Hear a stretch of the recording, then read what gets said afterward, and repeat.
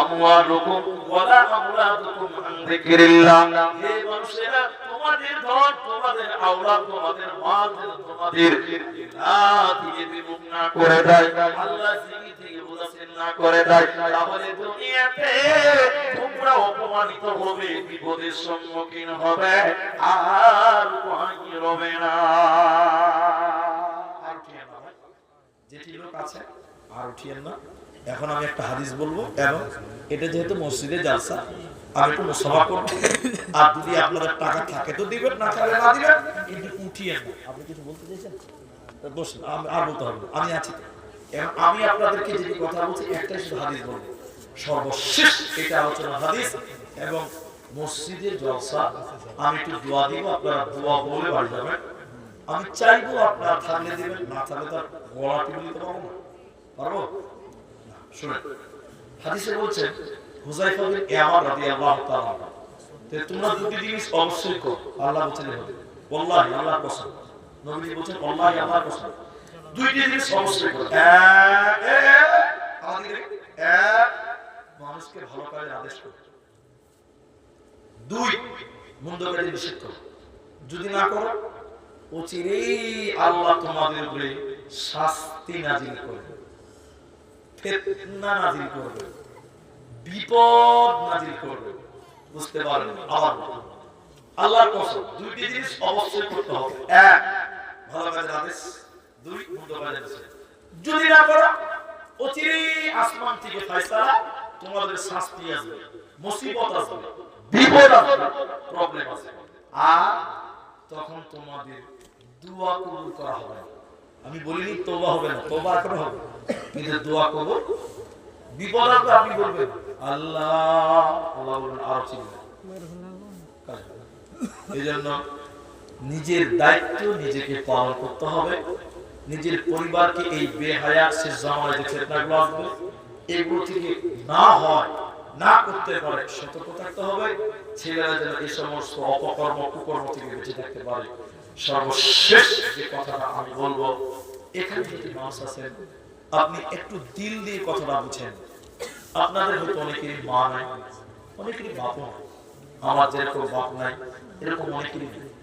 আল্লাহ বলছেন যারা মারা যায় তারা দুনিয়ার দিকে তাকিয়ে থাকে, দুইটি কারণ। কয়টি কারণ? এক, ছেলে মেয়েরা বাপ মায়ের জন্য দোয়া করবে, মা বাপ দোয়ার অপেক্ষা করে কবর থেকে। এই জন্য হাদিসে বলেছেন আওয়ালাদুন সালিহুন ইয়াদউ লাহু, নেক সন্তান যদি আব্বা মায়ের জন্য দোয়া করে আল্লাহ সেই দোয়া কবুল করে, বলে সুবহানাল্লাহ। এই জন্য মা বাপ মরে গেছে, তাদের জন্য একটু দোয়া করবেন। আমার সঙ্গে বলেন রব্বিরহামহুমা কামা রাব্বায়ানি সগীরা। এই দোয়া করবেন, মায়ের ঋণ বাপের ঋণ শোধ করতে পারবেন না। দুই, মা বাপ যারা মারা যায় তারা কবর থেকে দুনিয়ার দিকে তাকিয়ে থাকে সাদকার জন্য। কারণ মৃত্যু মানুষের জন্য সাদকা করতে হয়, দান করতে হয়। কেন? নবী বলছেন মৃত্যু মানুষের জন্য যদি কেউ দান করে আল্লাহ তার কবরের শাস্তি সঙ্গে সঙ্গে বন্ধ করে দেয়, বলুন সুবহানাল্লাহ। তাই আপনারা চলে যাবেন, কিছুই তো মা বাপকে দিতে পারেননি। মা বাপের ঋণ, মায়ের স্তনের দুধ খেয়েছে, আহ সেই মায়ের ঋণ, শরীরের চামড়া কেটে যদি মায়ের জুতা বানানো হয় মায়ের ঋণ শোধ হবে না। শরীরের মাংস কেটে যদি বাপের জন্য খাবার তৈরি করেন বাপের ঋণ শোধ করতে পারবেন না।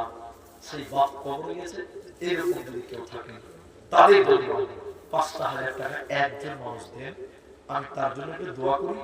এবং রাত হচ্ছে অনেক, ঠান্ডাও লাগছে অনেক, আমি একটু এই গভীর রাতে দোয়া করে যাব।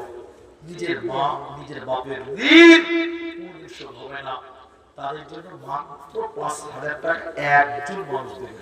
এক, বিশ্বাস করেন আপনার মা আপনার দিকে তাকিয়ে আছে, গ্রামের জালসা, আমার ছেলেটা আমার জন্য দাওয়াত করবে, এই আশা করে আল মাইয়িতু কাল গরীব, পথিকের মতো তাকিয়ে থাকে। তাই ৫,০০০ টাকা একজন মানুষ দেবে। এক, কিছু আছে নাকির আব্দুল কাইয়্যিমের স্ত্রী মারা গেছে, আব্দুল কাইয়্যিম সাহেবের স্ত্রী মারা গেছে, দেখেন তার নাকের একটা গয়না বেশি দিন না হয়, এই রিসিপ্ট কয়দিন আগে মারা গেছে, 2 মাস 3 মাস আগে। আমরা দোয়া করি, আপনি আমিন বলবেন। হ্যাঁ, আল্লাহর কাছে দোয়া করি, আল্লাহ এই দানের বদৌলতে তুমি তার কবর শাস্তিকে মাফ করো, আল্লাহুম্মা আমিন। আমিন। আল্লাহ যিনি মারা গেছেন আব্দুল কাইয়ুম সাহেবের স্ত্রী, আল্লাহ তার স্ত্রীর কবরটাকে নূরে মানববার করো, আল্লাহুম্মা আমিন। আল্লাহুম্মা ইগফির লাহু ওয়ারহামহু, বলুন আল্লাহুম্মা আমিন। আসুন, আপনি একটু আসুন। কি নাম আপনার? মোবারক হোসেন। মোবারক। কি কাজ করেন আপনি? ব্যবসা। আচ্ছা, আপনি বলুন এবার কতটি বলছেন? আমার বাবার নামে 5,000 টাকা। এর আগে দান করেছিলাম আপনি? আমি করি। আচ্ছা, ঠিক আছে। মোবারক। আব্বা নাই? নাই। আব্বা নাই, আব্বা মারা গেছে, আমারও আব্বা নাই। আব্বার জন্য 5,000 টাকা আগেও তিনি দিয়েছেন। আমি দোয়া বলে আপনার আল্লাহ এই দানের বদৌলতে আব্বার কবর শাস্তিকে তুমি মাফ করো, আল্লাহুম্মা আমিন।